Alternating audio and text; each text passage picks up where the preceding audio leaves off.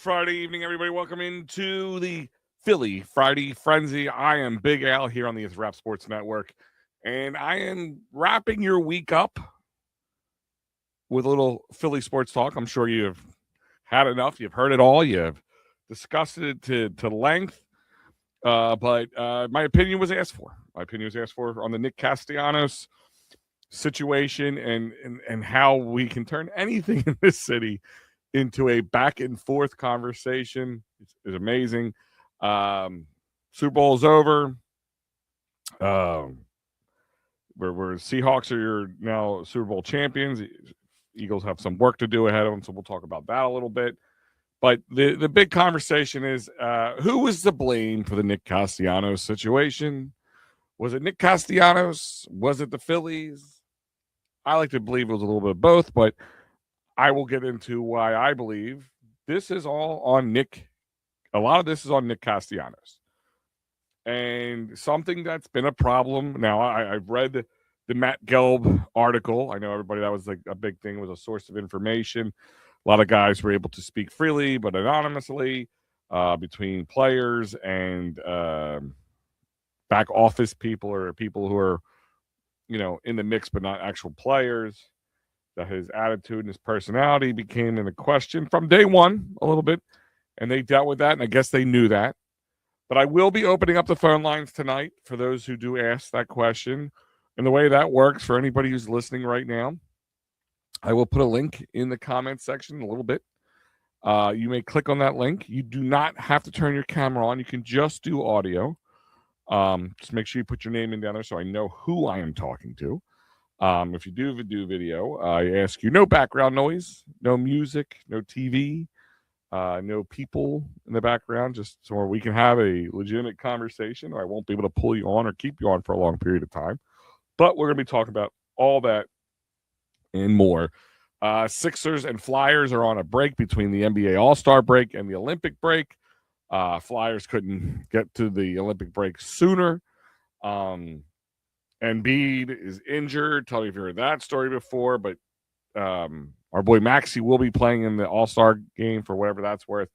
As you guys know, when you're in a hunt for anything, and I know Sixers hunt's kind of steep at this point, but I don't believe in All-Star games in the middle of the season, World Baseball Classics in the beginning of the season. Olympic breaks. I mean, I don't know. Whatever. I used to like them when I was younger, but now, like, what I've learned from doing this for so long and just paying attention, the wear and tear these guys have on their body, the mileage they put on, it's wasted. And for what they get paid by our city or our teams in our city to do so, and we're going to talk about a lot of it's going to come back to the numbers, because all I heard is this stuff about Nick Castellanos, and all I consider and say is you're getting paid $20 million a year, 5-year contract to play baseball. And then he's on podcasts and this, that, and the other, and came out that he didn't want to be here. He wanted to stay in Miami, which I get. That doesn't mean anything. I know people get all bent out of shape about, he didn't want to be here originally and whatever. That's fine. Rob, what is going on, brother? Good evening to you, my friend.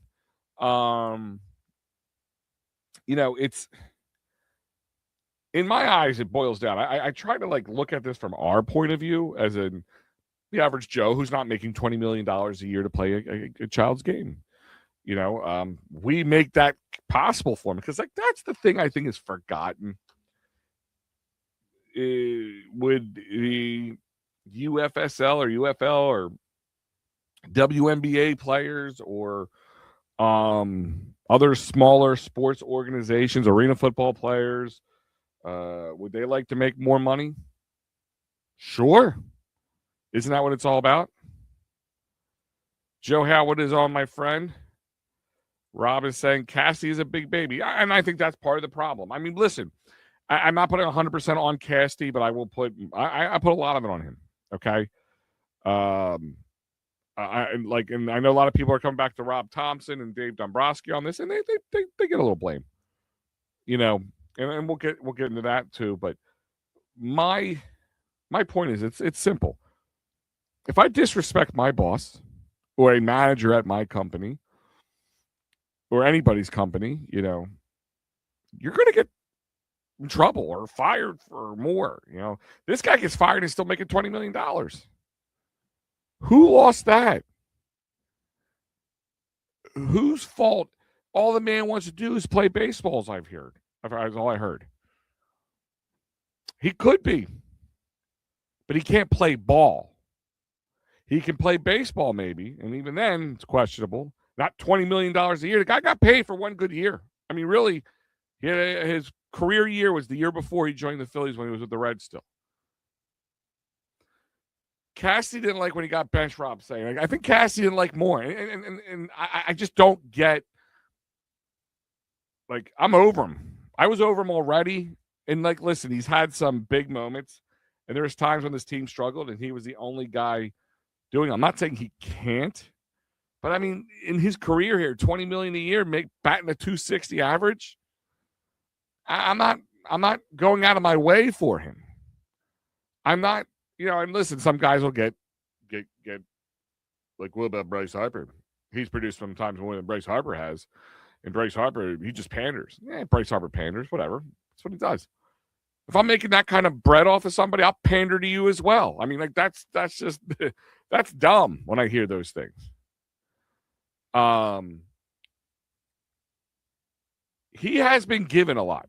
I mean, we look past some things. Like his child was in the stands a lot. His child was in the locker room. Liam has been much part of it. We all, when they were winning, it was cool. It was fun. It was a soft, not so rough and tough Philly moment.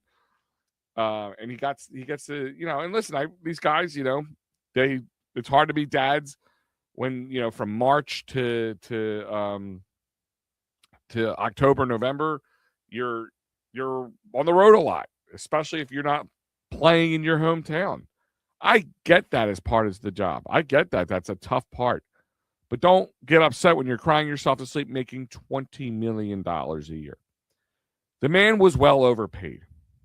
This wouldn't be in question if he was a good player. I think that's forgotten about for a second. Let's just back it up for a second.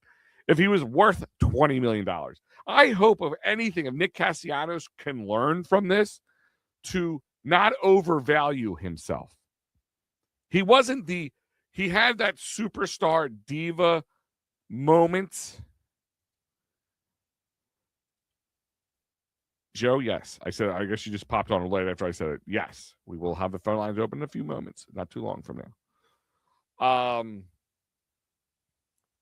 You can have that. Let's look at the AJ Brown situation.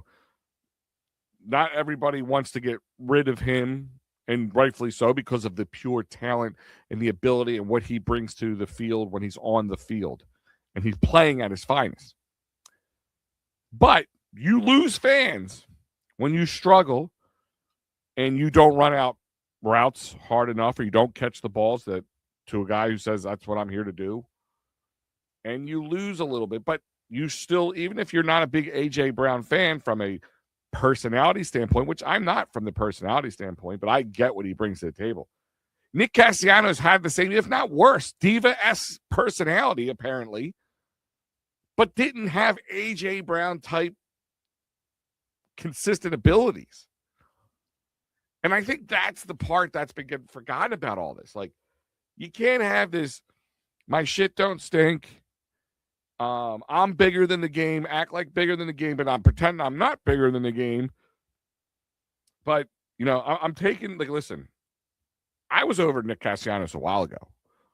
I pretty much said this is his last year, and I was kind of hoping they would trade him at the trade deadline, see if they get something for him, but I don't think anybody wants him.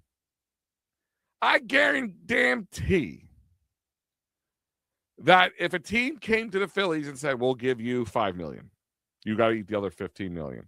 And some garbage, no-name prospect that's 47 years old, and they'll take it in a heartbeat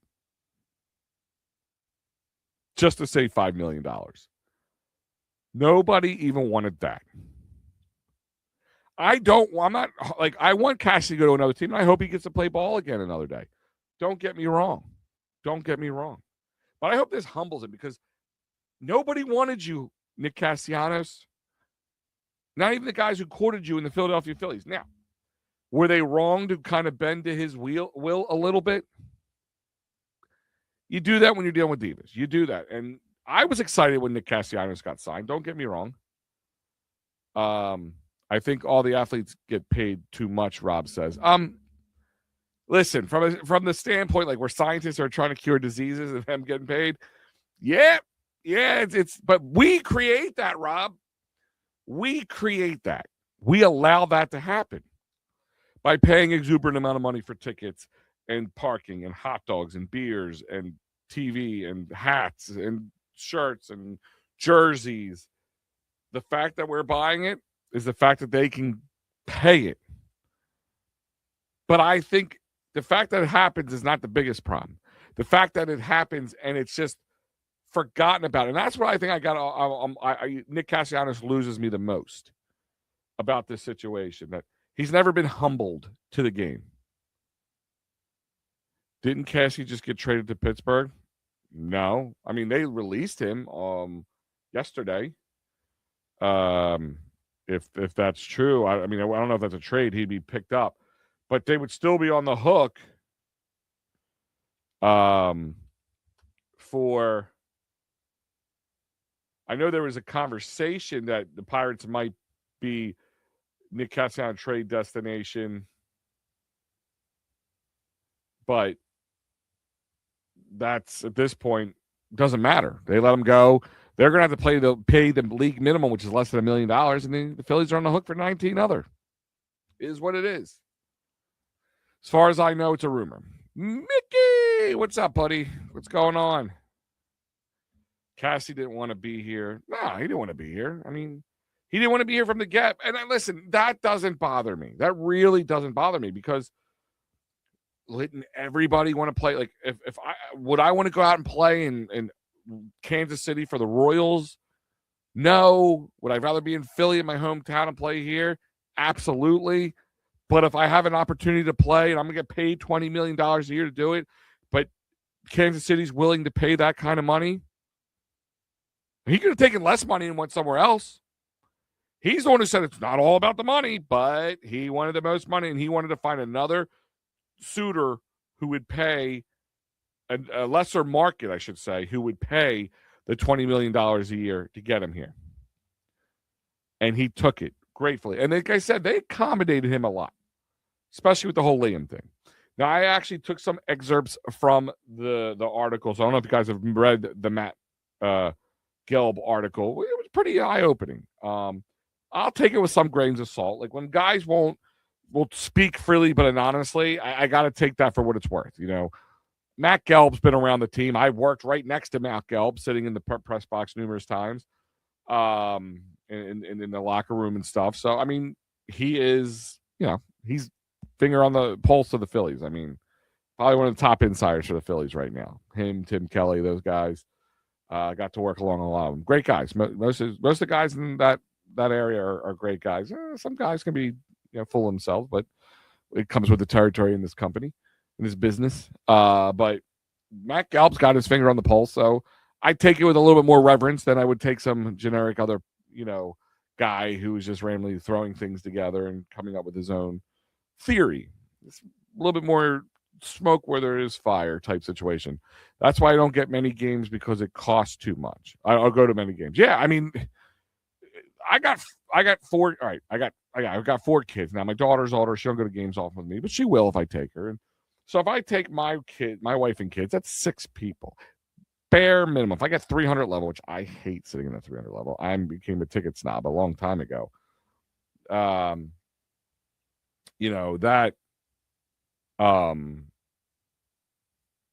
still paying between parking and food and drink. It's like $1,000, $700-800 easily. It's a lot. It's a lot of money, especially this day and age, for expensive as everything is. Can't order 2 pizzas without spending $40-some. Back in the day, Friday pizza, man, when we were younger, not great. I'm 43 years old. I'm not acting like I'm an old man. But when I was in my early 20s or even late teens. For $20, you can get 2 large pizzas and a soda and have a couple dollars left to go towards the tip. Nowadays, $20 don't even get you a cheese pizza. So with that being said, then you go there, you go to the ballpark, and a hot dog's going to cost you $7. Beer's going to cost you $14. It's $21 to have a beer and a hot dog. Forget about it. Well, I'm an old man. I get it. I don't care if you're 20 years old right now, Rob, and you're making good money, or you're an old man making good money. That's still a lot of money to fork up for a baseball game. And don't forget the time it takes. I don't care unless you go to get down there, to go up there. Even if you live like I do, fairly close to the stadiums, I can get there with no traffic in 20 minutes or less. You know, getting in and out of the traffic, and it's a 3-hour game, and then getting home. It's a 4-hour day, bare minimum. Bare minimum. It's a lot. And then you got to give up your money. And that's the thing. Like, that's the shit with the Nick Castellanos stuff that really irks my soul, to be honest with you. It really does. It's all like, get through like, oh, how Rob handled something, how Dombrowski handled something. And listen, there is some blood on their hands in this situation. Don't get me wrong. But there has been guys, I'm sure, who haven't agreed, per se, with management. And I'm sure they talked to Rob. Rob seems one of the most approachable coaches, as a player's coach. I'm sure he can talk to people. It's just he's a D-bag how he handles it. He does it in the middle, in the middle of the locker room or something. But in this case, and for those who don't know the story by now, which I highly doubt any of you guys listening don't know, or gal, should I say. Yeah, you're in Dover, so you're not even anywhere close. But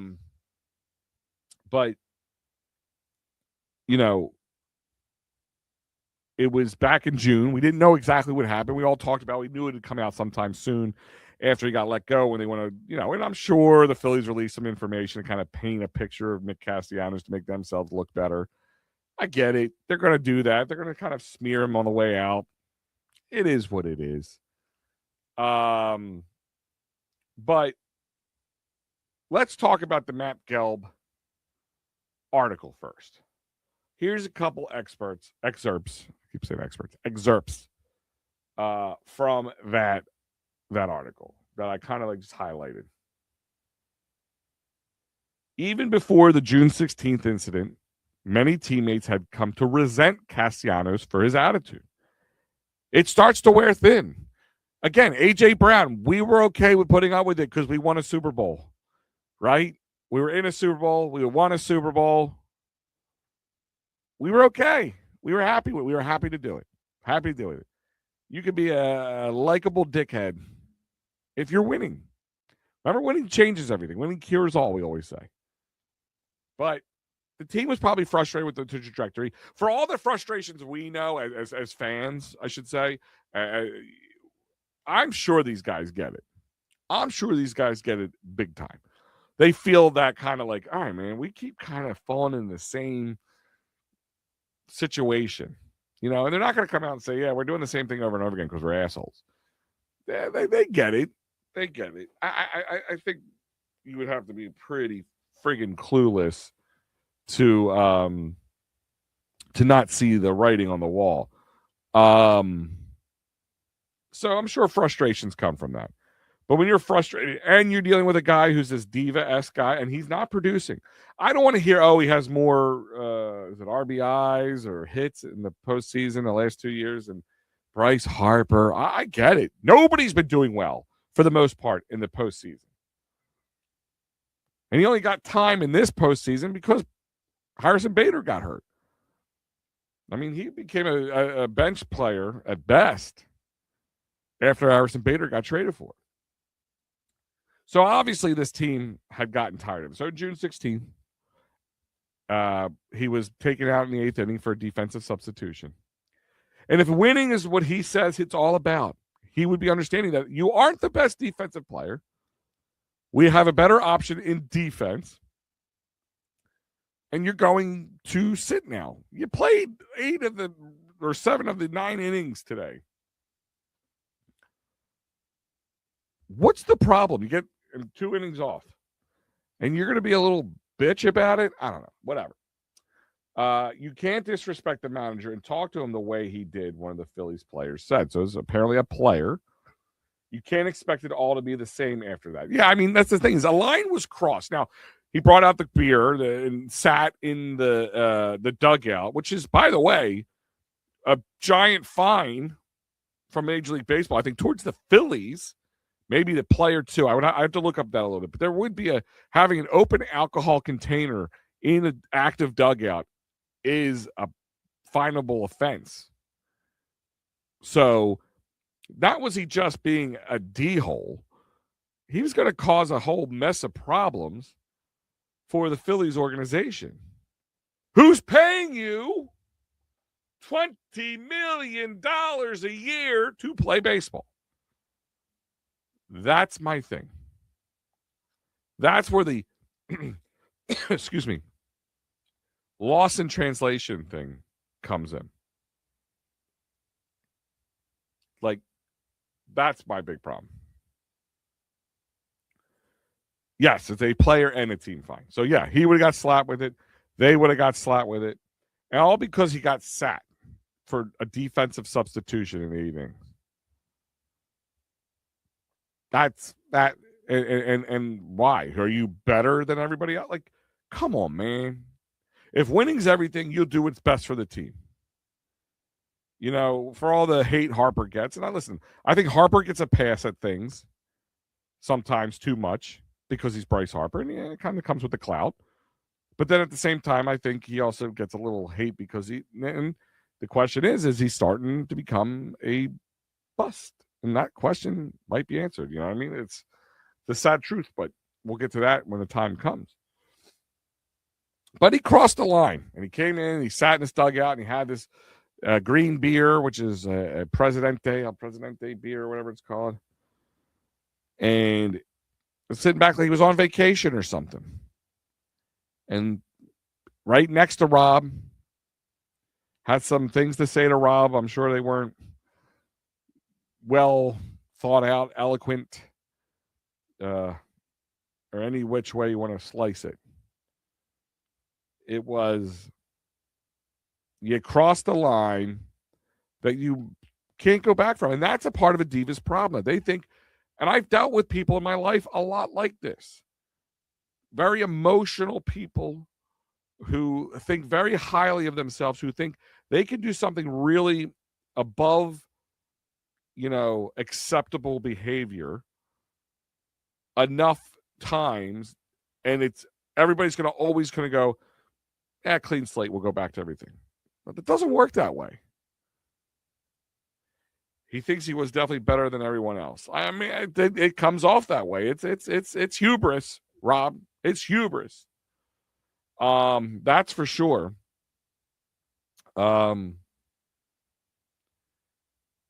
Another quote, in the clubhouse, as prominent players distanced themselves from Castellanos, everyone agreed to play nice. So I'm guessing that's what that means is they're like, we'll still play with him, but we're going to kind of arm's length him.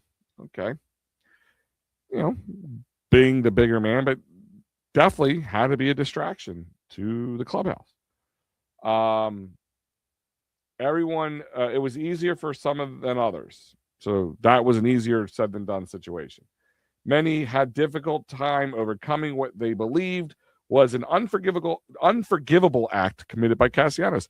And you're probably sitting there going, they brought a beer in a dugout. Like, that's the big problem. Again, it was the disrespect. And what could have caused, when you're the manager on the duty and you just don't care about, anything, then it's disrespectful. And at one point, it's a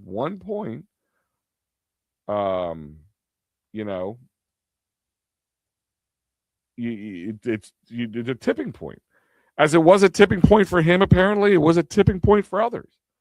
And the last one, but Castellanos, many of his teammates argued he was not a team player. So there was something in that article that kind of went back and forth about guys didn't want to outright say he wasn't a team player. And other guys didn't want to outright say he was because they had some good moments. And when he had good moments, it was good. Things were good there. and things seemed good, but ultimately, it was, how do I put this? The bad outweighed the good, I guess, is the best way of putting it. The bad outweighed the good, and then that, to me, is tipping point. There's a tipping point on both sides. Is this a sign that Rob is losing the locker room? That is a great question, by the way. That was something I have on my list of questions where this led to.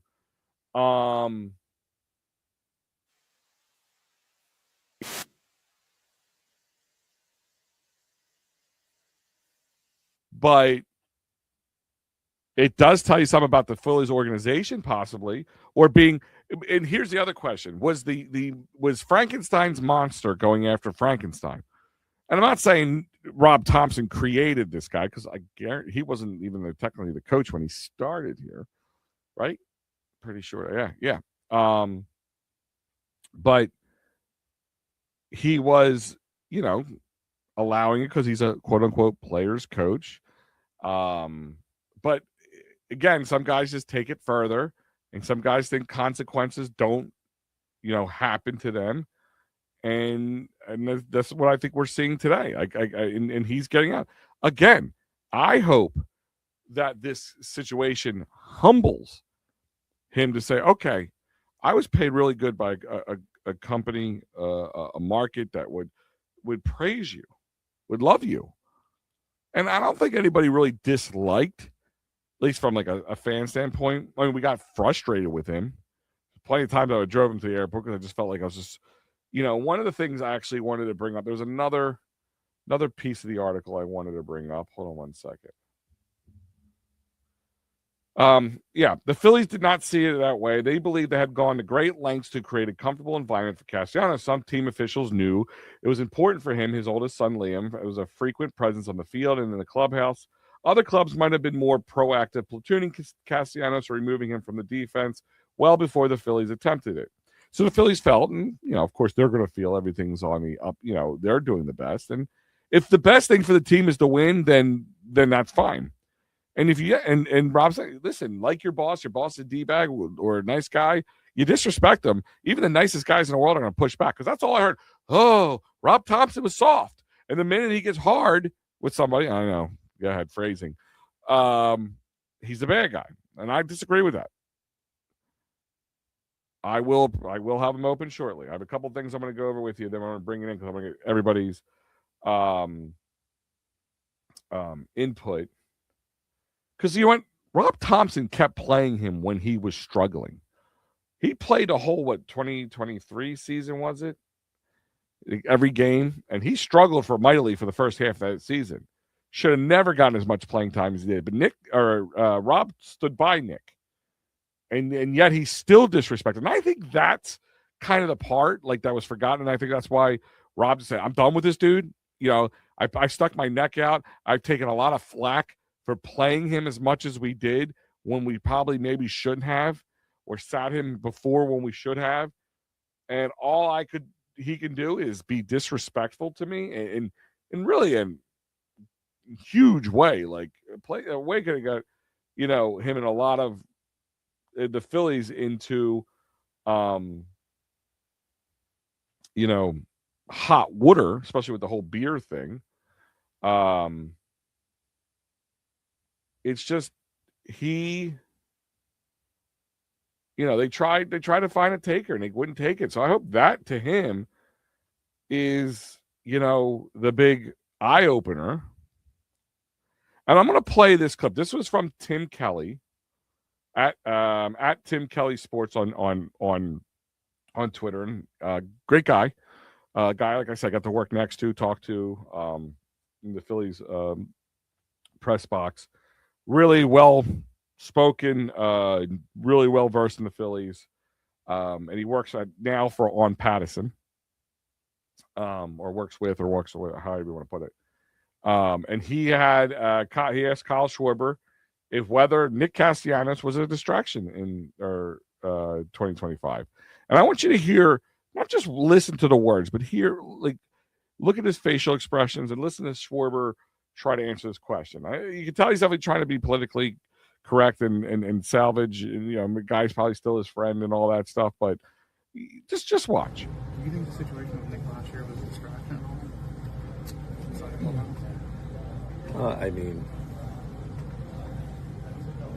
that's here nor there. I mean, it's we did what we did, right? I felt like that in the Dodgers series that we played good games, right? Like there were just things that we didn't execute and we didn't walk away with wins at the end of the day. So it's hard to say here or there, right? Like we put ourselves in the position where we wanted to be and we just got knocked out. So can't really say. So he didn't say yes. He didn't say no. Could have just said no. That was blip on the radar. In the scheme of things, just the season didn't work out because the season didn't work out because of our play or not being able to pull together when we needed it against the Dodgers or whatever he could have said. The face, you could see that it was the question they want to answer. He kind of sunk a little, probably felt a little bad about it. But he also wasn't going to give you a lie, so he kind of gave you it was not here nor there. It was here and it was there. Now, maybe it didn't say, he didn't say like, this was definitely a distraction and it's on us to win. And it is on them to win. Distractions are going to happen, but it was an unnecessary distraction. Joe's saying a lot of people were complaining about that Rob did it on purpose by doing it in front of his family. He brought a beer out because he got benched for a defensive, which happens a lot with him. He is a defensive liability, right? I mean, we all cheer when he does something cool in the outfield, but we don't cheer when anybody else does it. Why? Because you're supposed to be able to do it if you're a professional baseball outfielder. Like, let's be honest.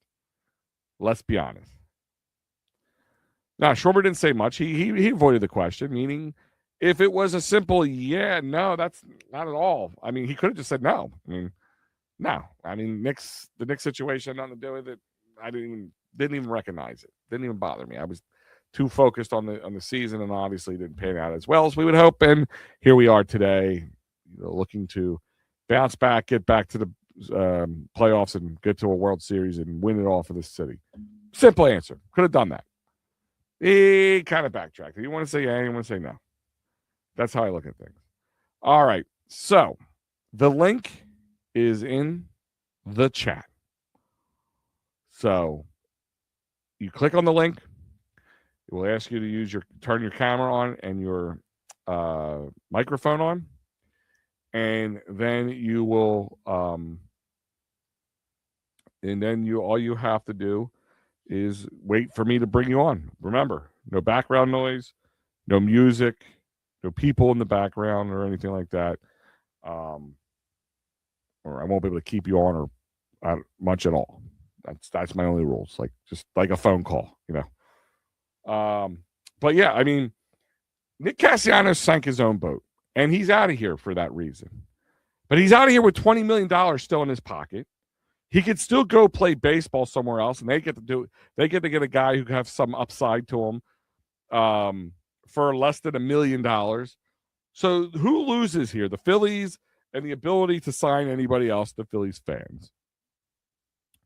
Was it mismanaged? That's a question to be had. But do you think in the beginning of last season anybody would have taken another $20 million on of Nick Castellanos? Do you think anybody would have taken on $20 million of halfway or $10 million halfway through the season with another year on his contract at the All-Star break for him? I think the answer is no. And I think that's why. They were stuck with him. They overpaid for him. And he made out from it like a bandit. Yet he showed no respect for it. And that's a problem. But a guy who I know is really respectful. And a great guy. My boy Joe Howell's right here in the room. I'm going to bring him up right now, guys. Let's welcome in Joe. What's going on, Joe? I touched on this with Maddie B yesterday. Mm-hmm. Mom, I'm on the phone. And I think it's a third grade move by him writing before all the stuff went down. Because Howie Kendrick saw something too. He's the one that had to separate Castellanos and Rob. Mm-hmm. And somebody else knew something. You know Ricky Patalica, right? Yeah. He said after that game they weren't talking to Castellanos because something went down.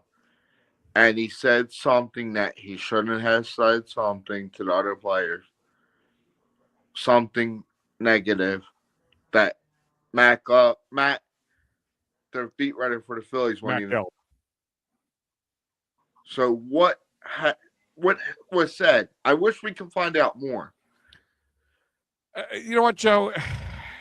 After this weekend, I'm done talking about it, to be honest with you.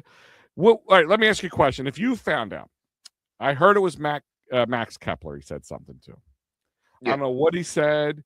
Some people in the beginning tried to say he said something a little racially charged.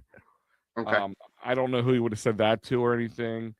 I know a lot of Matt Gelb's articles said that he didn't trust Rob and Kevin Long because they weren't MLB players or they didn't have really MLB careers, which I think is disrespectful. You don't have to like somebody or you don't have to. But, I mean, it also came out that, you know, when he struggled, remember he was like batting under 200 in the first 3 months or so when he first started here for the Phillies. He was getting booed pretty quickly. And they were talking about working on his approach to the plate. Now, according to that article, so I'm taking with it what it is. And he didn't want to take it from them. He didn't want to take the advice, I guess I should say, from them. And because he didn't respect them. And that's a problem. You don't have to like somebody you work with, right, Joe? You can have a guy next to you, a girl sits next to you, a manager, an office manager, whatever position you want.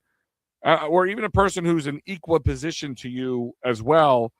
If you don't show respect, it's one thing if you don't like them. Like, this guy Joe who sits to the left of me in office, you know, he's an okay guy, but I'm not hanging out with him outside the office. You know, that's fine. You don't have to have those feelings about the people you work next to, but you show the respect to them and not treat them or belittle them or not like when somebody gets a task that maybe you wanted to do or you think you deserve you should be doing. And that's the problem. And you're getting paid $20 million to do it. Like, you know, like that's my ultimate point. You know, like the Phillies or not, he wanted to go to somewhere else. He wanted to go to a smaller market. He definitely wanted to stay in Miami, but Miami might be getting taxed out the ass because they're one of those teams like Pittsburgh who don't want to go to the $120 million luxury. The minimum. Okay. $120 minimum payroll. And they're going to get taxed for being too low. And I was one of Passan was talking about it. I just think yesterday or today or earlier today maybe it was yesterday that this guy should sell it. He's not wrong. Like if you're not going to be here to compete, and this is how you compete, you have to get good contracts. You know, they thought that maybe Miami would pick up Nick Castellanos because they need to get that number up. So maybe they go take a $10 million hit, have him come back, play there with them. And they only have to pay $10 million. The Phillies would be on the hook for another $10 million. You know, that was kind of what I think the Phillies were like crossing their fingers for, to be honest with you. I think they knew there was no chance in hell that anybody was going to be dumb enough to pick him up for $20 million. Or they would have to give up some piece of farm system to go along with it that they didn't want to. So I think that's part of it as well. Okay. But I'm surprised he wasn't dealt because I don't think anybody wants him. And that's what I'm saying. He needs to be humbled because of that. Yes. And Dombrowski spoke yesterday, too, and said the smart thing about it. Just let it be bygones be bygones. I don't want to deal with it anymore. No. And listen, I know guys who are my great friends, Joe, who I love to death, but I'd never work a day in my life with them because either I know their work ethic or I know the kind of guy that they are, and they could be a little bit of a hothead. So, of course, Rob's going to be like, he's going to be that. He's been the bigger man in the sense because, if you're a pushover coach, as some people put him out there to be, then, he's always going to be the bigger man. What does he get to win? Oh, yeah. F that dude out the door. What does he looks like now? The Phillies look bad. And again, he's being smart. He's showing respect to the Phillies as an organization because he could say that about Nick Castellanos. He was a real problem child. This guy was a real problem. He disrupted the whole season. He might be a good reason why we didn't get as far as we should have in the playoffs. And everybody would have pushed back on that. If I heard that, if you heard that, you'd be like, all right, Rob, you've gone a little too far. No, he was smart enough to say, listen, what happened has happened. Water under the bridge. He's moving on. We wish him the best of luck, and that's the end of it. I'm actually glad he's not on a team. Like, I work in Wawa, and all the chatter about was Castellanos today. Yeah. Listen, he'll get on a team. Somebody will take a shot at him. I thought maybe they would hold on to him and bring him up to spring training and see if somebody got hurt on another team and they would be willing to take a couple bucks off of him. But I guess they just thought it wasn't going to work out that way. See what happens before opening day before you came back to Philly. I think that was something I thought could have happened, but I guess they thought it just wasn't good for the chemistry. And obviously, if he was as bad as a problem, and some guys probably didn't want to be around him or just didn't want to deal with the layover of what happened last year, I think that is a reason why they didn't prolong it and just let him go. And listen, man, you got to take a $20 million hit. Dombrowski's got to go to his boss, the owner, Matt Middleton, and say, "Yeah, I think dude, you got to pay dude $20 million to do nothing for you." So at least his contract's off the books next year. Yeah. Well, actually, there's a couple of contracts to be off the books, and we'll talk about that probably a little bit into next week. But I got another guy on the line. You know who it is. Mikey P is calling in. So, Joe, I want to thank you for joining me. Keep commenting in. I'm gonna hang up now. I'm gonna switch over to Mike, but it's always a pleasure, my friend. Be safe and have a good weekend. You too. All right, brother. And as I said, we go from one great guy to another. My boy, Mikey Papernick. Mike, what's going on, brother? What's going on, man? How you doing? I'm making $20 million, and I'm flipping off my boss. That's well. Here's a question for you. Okay, not a question. Just think about this. They traded Strom. Why? Because he talked about whatever he wasn't happy with management. Mm-hmm. Castellanos spoke out about it. They benched him. Well, they said that wasn't the reason, but whatever. Nobody spoke up about it. It's fine when Harper says it's, oh, my bad, I won't do it again to Robbie. It's all like Castellanos said, everybody's treated different on that team. Well, I'm not going to disagree with you. Here's my thing is, and I said this a little earlier. I don't know if you were listening, but I said Bryce is going to get a little bit more clout just because he's Bryce Harper. And that's how it works, especially on baseball teams. There's hierarchies, but and maybe I don't know the whole thing about Strom. I know I didn't really get any great information behind him. I think Strom honestly was a guy they thought they were going to get some good return for and be able to take the books down more than anything. I think Strom would have still been here if that wasn't an issue. Nick Castellanos was a culmination, as I was talking about, a culmination of stupidity. Okay, the guy was a diva, right? I don't think anybody could deny that. But like AJ Brown, and I use the connection a lot, and Rob's in here saying he's a bigger diva, but AJ Brown won, right? They won a Super Bowl. He went to a Super Bowl. He's been winning. Now people are getting a little more annoyed with him when you're not winning because winning cures all in my eyes. But I mean, from day one, the guy's been he got way overpaid to become the Philly, and he did. He had accommodations for him with his son, and they put up with. I'm sure they put up with a lot. I mean, here's the thing: if I'm Rob Thompson, again. Here's a guy. How many times have you said, why are they letting this guy still bat? He's batting under 200, and they're still letting him bat. Like, what's going on? He stuck by him. I think it was 2023, wasn't it? When he he played in every game. And Rob Thompson was the guy who stuck by him when other people wouldn't have. And then I think that's where the kind of came in, be like, we're making a defensive substitution in the 8th inning. You're not the best defensive outfielder we have. You know that. We know that. I don't know why you're acting like it's any other which way. And he had a baby moment that was kind of the straw that broke the camel's back in my eyes, because that could have been a bigger problem for the Phillies. I mean, if that got on camera, that could have been a much bigger problem. Oh, I'm sure. Yeah. I mean, we know it could be a much bigger problem. I mean, but who's the guy who signed him? Oh, wait a minute. Let me think of his name. Oh, Dombrowski. He signed 2 DHs. He signed Schwarber. So let's see. It started with him signing this guy. Just trying to figure. I mean, it's like the Andrew McCutcheon quote when after Matt Klentak signed him. Did you see the contract they gave me? Yeah. Listen, I mean, I'm not telling you that Dombrowski and them are not at fault for paying them that much. And listen, I was happy to get him here, and it was coming out of the lockout, and nobody thought both of them were coming. Thought it was either going to be Schwarber or Castellanos, and they got both. And yeah, they overpaid him, and sometimes you have to get overpaid guys so you can compete with the market. Fine. The guy was coming off a career year in Cincinnati. Somebody else was going to pay him, but nobody was willing to pay him $20 million for 5 years. So, yeah, you could take some blame, but if it panned out, we wouldn't be blaming him. He would be a genius. They knew the diva they were dealing with. They thought, this, to be honest with you, I think this is their thought process. All right, well, we got these guys. We brought Harper in. We got this pitching. We got this, that, and the other.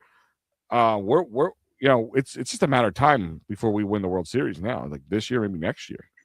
And the hubris got to them, and then now it's not panning out, so now it looks dumb. Again, winning is the difference. If we won a World Series or two in the meantime, we wouldn't be arguing about this. So in 2024, when Castellanos played 167 games, or whatever he played, it was 167, I think it was. Yeah, and he didn't want to come out of the game, and he's getting banged in the head for that.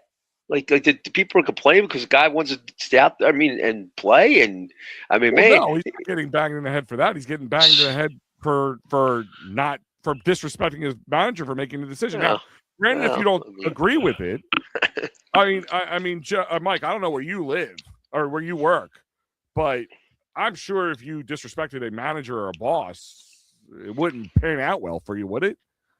No, but listen, it's the thing. How I look at Robbie is like it's what Castellanos, and I see after Harper turned around and said to him, "My bad, I won't do it again." Now you said something.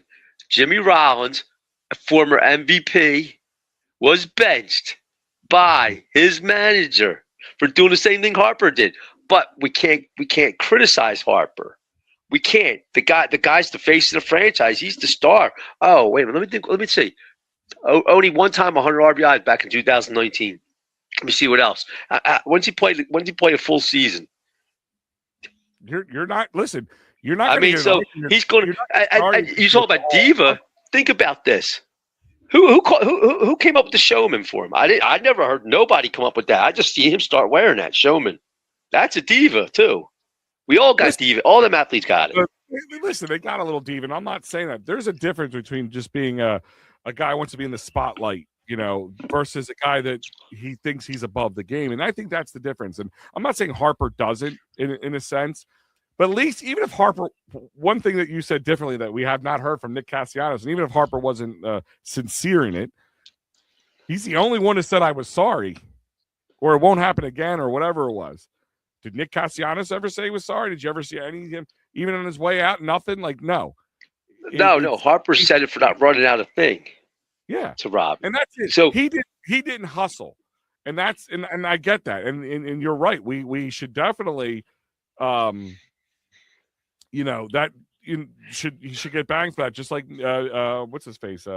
J-Roll did, like you said.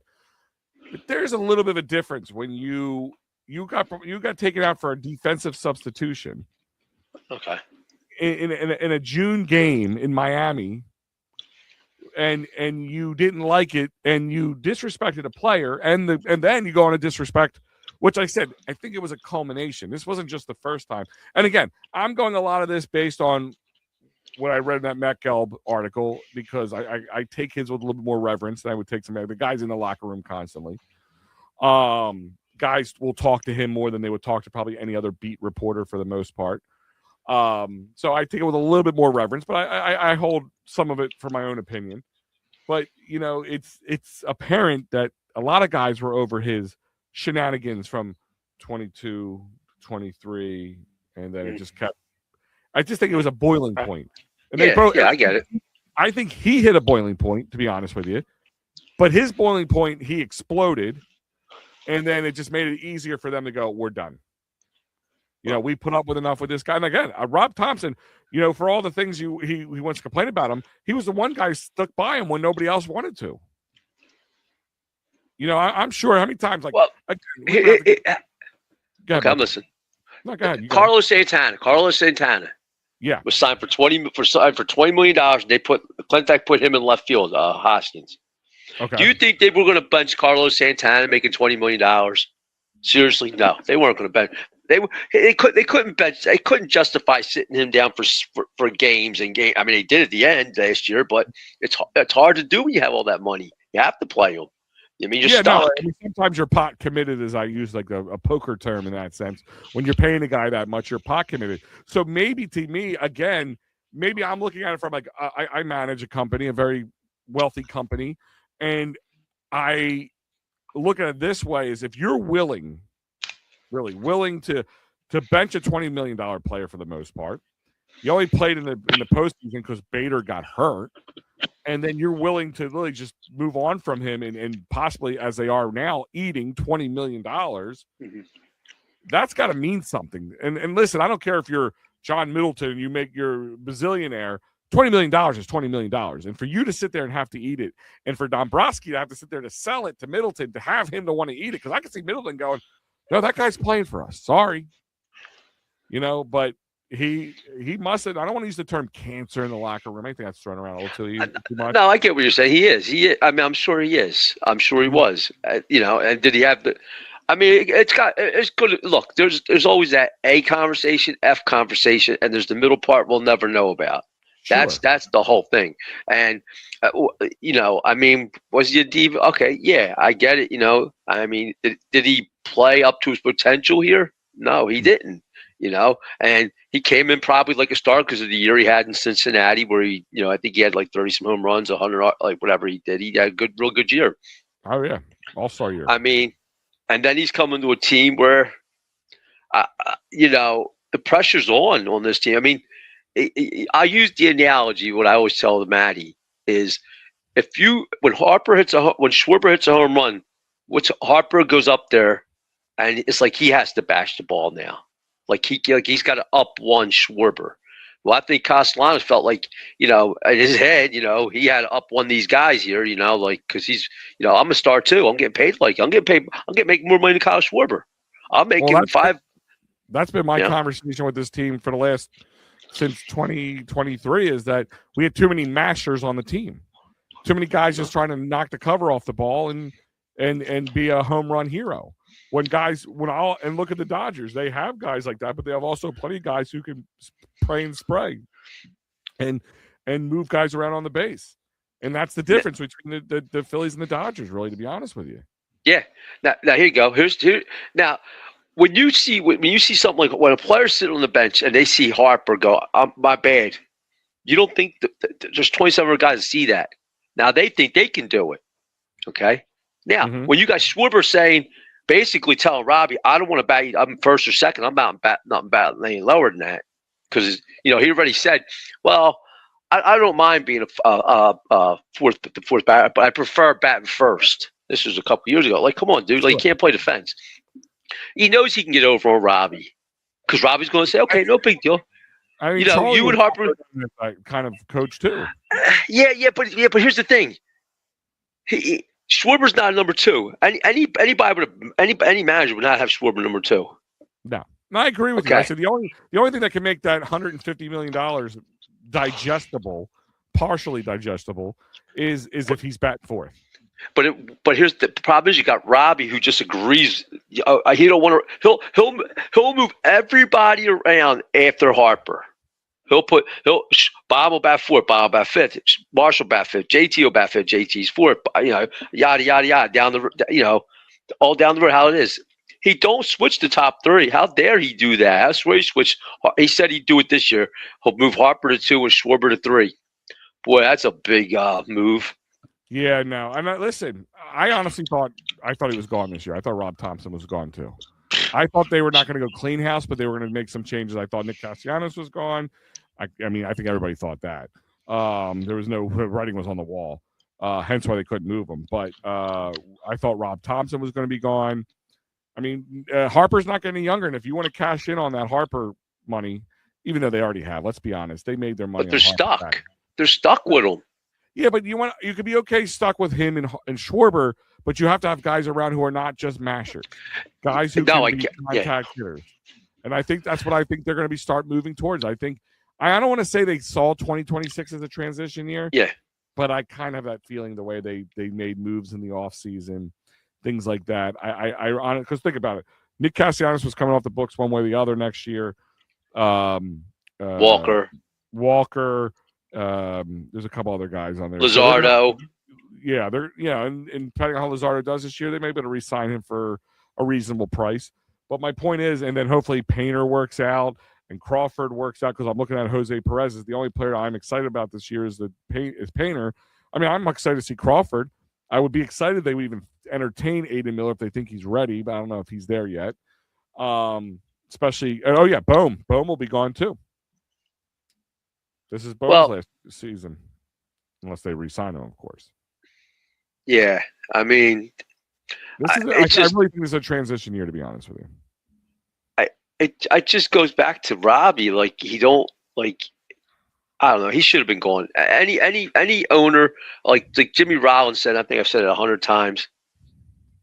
John Middleton said he wants to be the George Steinbrenner of the South, of this end.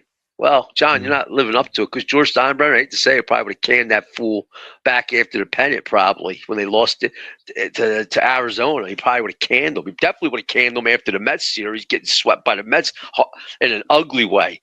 So they just keep bringing him back because I was actually my first time campaigning. I'm over Rob Thompson. The moves he made, the things he did in that Mets series in 2024, dude. Listen, again, Rob Thompson, kind of like Nick Sirianni. Different cat, but the numbers are there for him. At least Nick Sirianni's won a Super Bowl. You know what I mean? But so did Barry Switzer. So I mean, Barry, he's forgot more football than Nick. So well, all right, buddy. I got another guy on the line here. Al, you have a good night, man. Good talking to you. Always a pleasure. Maybe I'll talk to you on Sunday. All right, buddy. No problem. All right, bye. All right. Speaking of the other line here, we have a new caller into this show. A guy that I've known for years, though. Good guy, though. My boy Ian. Ian, what is going on, brother? Oh, everything's doing all right. You got I got your black hoodie on. You look like the Unabomber, bro. What's going on? So what's going on? What brings you to the channel tonight? Oh, I was just here to talk with you. You got starting to hit it on the baseball, and then I'm like looking at this year, like, looking at this entire offseason. Rob's lost the locker room. I think he had to a degree, he's lost it. And then the way I'm seeing how everyone, if you look up to the entire league, everyone's freezing. Like, who's the big signing? I don't think there's been a big signing this year. And so I'm thinking, because I was hearing some of my friends who are down in LA, they're expecting the Dodgers to cut a lot of people, because they're seeing that cap might be around 300, 350. Mm-hmm. So remember, they got $1 billion cap. That's $700 million gone now. So everyone's just going to wait and see, who could I snag now? So I think that's the other part. I think we're all expecting some sort of lockout next season, Ian, because of the collective bargaining and all that stuff's going to come down. And the big item that's going to be the conversation will be what's it called? Salary cap. So that's going to push. But I would have to imagine guys are going to have to get grandfathered in. They're not going to they might have to be able to enforce it for the first couple of years until things start to trail off. Because, again, you can kind of Howie Roseman the situation. They and that's what the Dodgers are doing if you see it. What does Howie Roseman do? He's got those ghost years, right? Guys Yeah, get the paid after their contract's up. Look at Shohei Ohtani. He's done in 2034, but he gets paid at 2043. well, He's the only way he did his contract is because of how California wrote their laws. It's a retirement thing. So he took advantage of it, and then they all got pissed about it. So now he's trying to. I still believe that's something to do with that thing with his the gambling and his translator or whatever it was. Yeah, that was but I think that's also a way around it too. I think it was kind of a win-win-win-win situation. But but that's what they're doing. He's getting paid a little less than $30 million now, and then he's going to be making $68 million for 10 or 11 years after the fact. I mean, and he's only going to be in his maybe 50s by the time he gets paid up on that. So he's going to be paid well and still be fairly young to enjoy it. But I'm saying that's kind of like the thing is like you kind of have to get on board with it. Like people talk about Howie not doing that. Like, oh, we're going to have all these ghost years. We've been having ghost years for years. You don't even know it. And I think right now, hold on, I have the number ready. We have the fourth most in dead cap right now. I know that with the Eagles. Yeah, but I believe they have 20. They're going to have it. They said about like $20 million in cap space. They did say that, and that's all depending on. I think it's also depending on how the cap goes this year. Like they expect to raise like 20 to 25 million. Yeah, that's what I think. What NFL's like. If they raise it, it'll be like 225, 250. Yeah, and don't forget, the Seahawks, who just won the Super Bowl, have one of the top dead cap hits as well. Sure, but they also most of that guys signed in.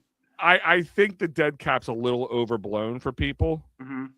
It doesn't have as much as they have ways of working around it. And that's why I think Jalen will get restructured. I think if they bring in guys like if they signed Dallas Goedert back, I think he would get a nice upfront bonus, if you know what I mean, instead of it into the year. That. So he can guarantee his money. Joe Hale thinks A.J. Brown comes back. I mean, I'm kind of 50-50 on it. Like, it depends on the haul on that, Joe. What do you think? I also been seeing him with Saquon a lot. Like him and Saquon and a bunch of the guys have just been going cheering. And what everyone's been reporting, like they're back to like last year when they won the championship. Like he's that level of happiness. So maybe it was just the problem was just Kevin. But Tua, like granted, he took a huge chunk of it, but maybe that was a huge problem with them. Like, honestly, and you know what? I usually don't go this way with it, Ian, but I think part of it was him and Nick Sirianni. I blame the Eagles. I think it was a little hubris from winning the Super Bowl, bringing Kevin Patullo without really hiring or interviewing with anybody. Hey, we just won the Super Bowl. Jalen Hurts is the man. Our O-line is the tops. Our wide receiver core is the shit. Our running back is the top in the league. Yada, yada, yada. Just 22,000 yards almost in the season. We can give this guy his chance. But here's the problem in lies. When you are getting somebody who's new into something, right? First year doing it, you always have somebody who's done it before, like either stick around a little longer or be like the guy above him, like the head coach, should know how to call plays, generically in the NFL before.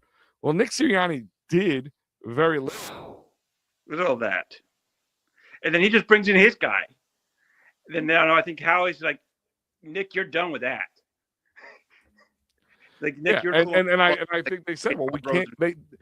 But they did bring somebody in who hasn't done it before. But they brought in Grizzard, who had that at least last year with the Bucs. Now it's not saying much, but there's at least somebody who's done it before. So again, I think there's a little hubris there with that situation. But ultimately, kind of swinging things back to the Phillies. I think.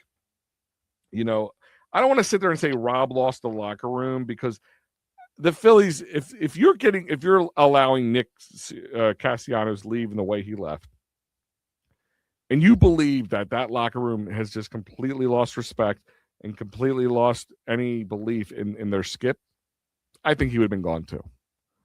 There's no plus in letting him stay. Like if you believe that. I really think that was a big distraction. Now, not the reason they lost. I'm not saying that at all. But I think that was a big, big, big, big distraction for them.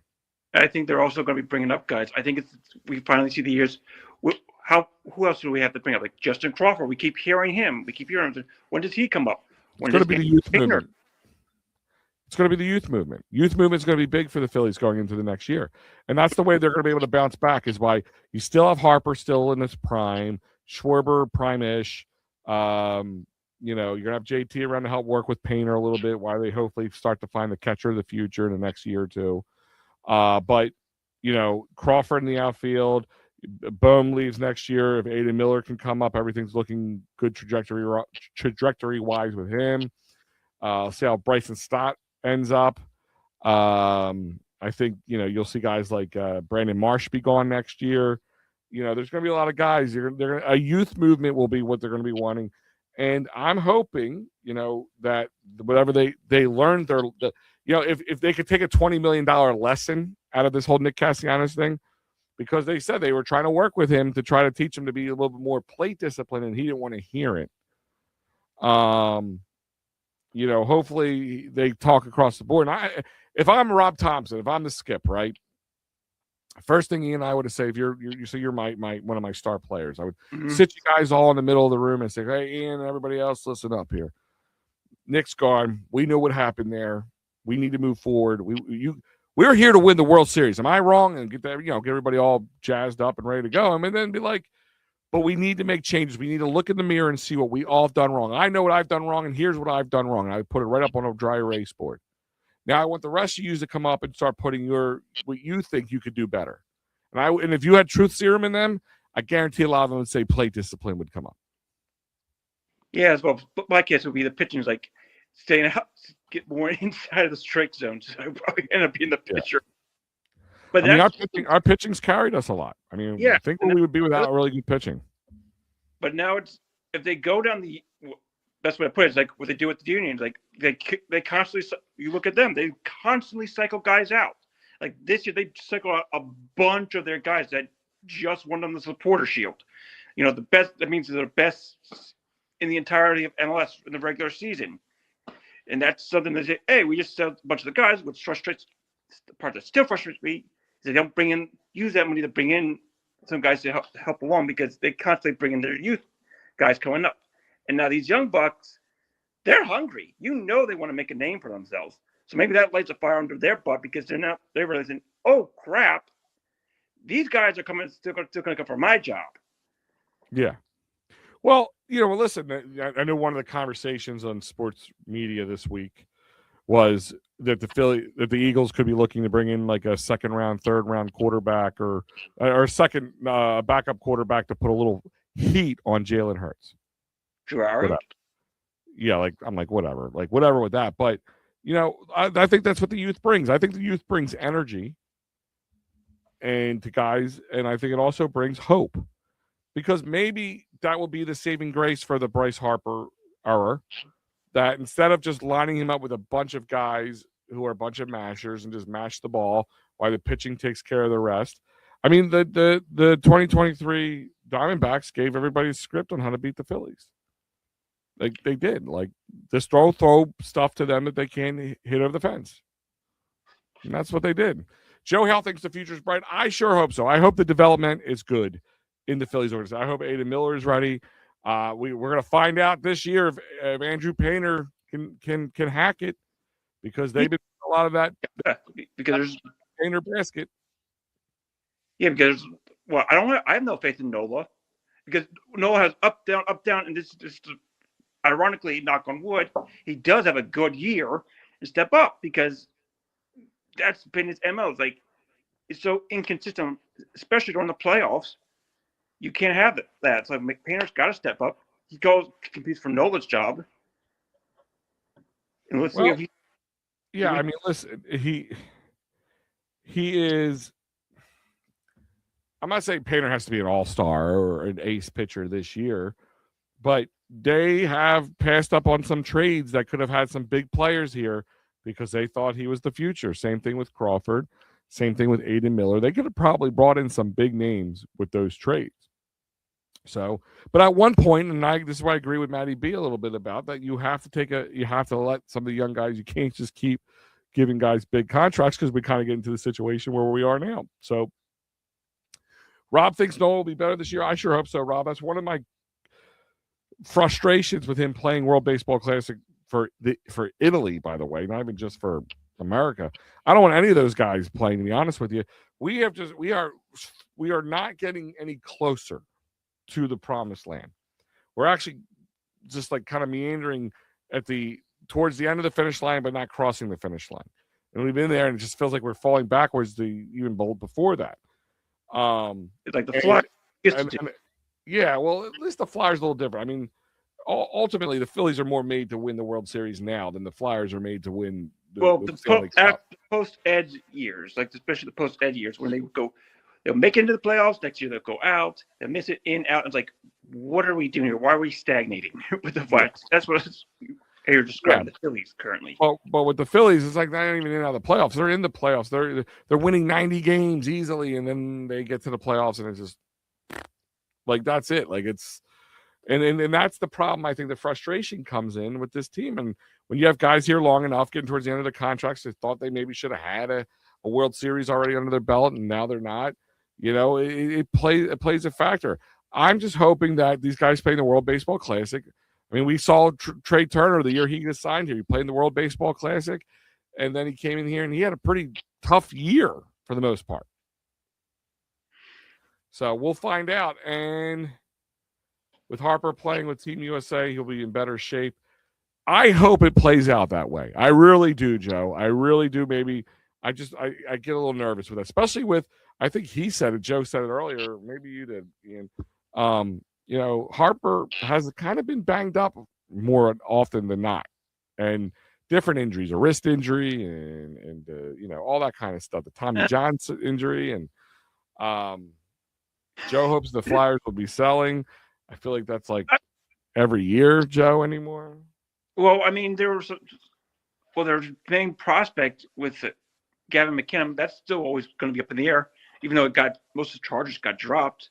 Because I was like, oh wait, so maybe we don't have to compete for completely tank. And now it's like, oh no, now we got to completely tank again. Just to get some.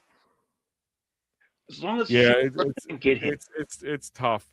All right, Ian, I'm going to close up the show. So I want to thank you for calling in. Don't be a stranger, my friend. I will see. I'll be back here next Friday, of course, and I'll be on the show on Sunday with Mike in the morning at 9 a.m. for those who like to get up early on Sundays. Enjoy your Valentine's Day, and I will talk to you soon, my friend. All right, talk to you soon, man. Oh, did you see the new Union kit? I did. My boy Steve Fuentes put it out on his Twitter. I saw it. I'm not a big soccer guy, but that was pretty cool looking. I have to admit. Yeah, that's the best. All right, brother, take it easy. All right, that's Ian.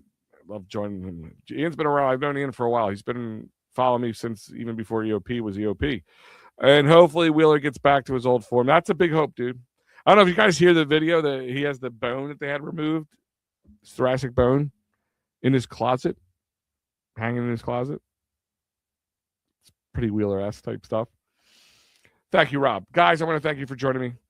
I'm going to go check on my little guy. Little guy just kind of just recently in the last few hours started feeling under the weather. So it is 10:10. So guys, enjoy the rest of your night. Go get some rest. I know you guys are all hard-working SOBs like myself. Go get some rest. Go enjoy. I say go watch the Olympics, but I can care less about the Olympics, to be honest with you. I've made that abundantly clear. But other than that, guys, enjoy. Check out the rest of the It's a Wrap Sports Network. Let's see what we got going on tomorrow. The best of It's a Wrap Sports, and then Philly AM Sports, which is me and Mike at 9 a.m. on Sunday. And the Final Word with Matty B is back, and then it gets all back around to all the great Monday through Friday stuff as usual. Guys, I love having you. I love talking to you. Thank you for Joe, I appreciate it. I'm glad you pushed me a little bit on doing it because, to be honest with you, I was always a little bullish, but so far it has been great. But other than that, guys, I will talk to you soon. Stay safe and have a great Valentine's Day. See you.